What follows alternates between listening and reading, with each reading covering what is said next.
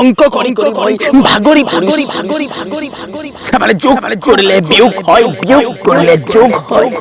পূৰণ কৰিলে হৰণ হয় হৰণ কৰিলে পূৰণ হয় সেনেদৰে যোগ বিয়োগ পূৰণ হৰণ কৰি কৰি মই মোৰ মাইনাতৰি এটা ডাঙৰ